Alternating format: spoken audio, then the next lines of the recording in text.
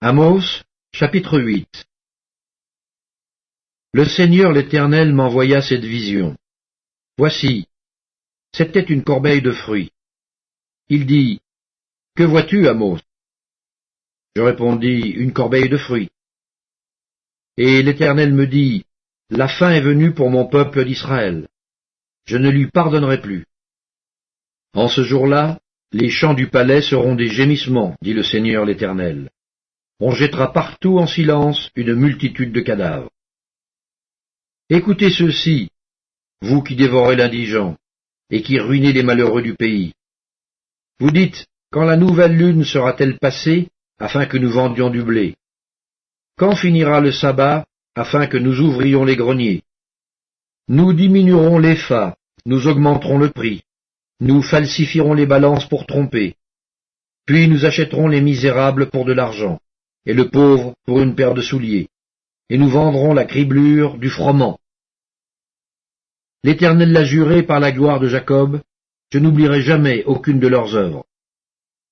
Le pays, à cause d'elle, ne sera-t-il pas ébranlé, et tous ses habitants ne seront-ils pas dans le deuil? Le pays montera tout entier, comme le fleuve. Il se soulèvera et s'affaissera, comme le fleuve d'Égypte. En ce jour-là, dit le Seigneur l'Éternel, je ferai coucher le soleil à midi, et j'obscurcirai la terre en plein jour. Je changerai vos fêtes en deuil, et tous vos chants en lamentation. Je couvrirai de sacs tous les reins, et je rendrai chauves toutes les têtes. Je mettrai le pays dans le deuil, comme pour un fils unique, et sa fin sera comme un jour d'amertume. Voici, les jours viennent, dit le Seigneur l'Éternel, où j'enverrai la famine dans le pays, non pas la disette du pain et la soif de l'eau, mais la faim et la soif d'entendre les paroles de l'Éternel. Ils seront alors errants d'une mer à l'autre, du septentrion à l'orient. Ils iront çà et là pour chercher la parole de l'Éternel, et ils ne la trouveront pas. En ce jour, les belles jeunes filles et les jeunes hommes mourront de soif.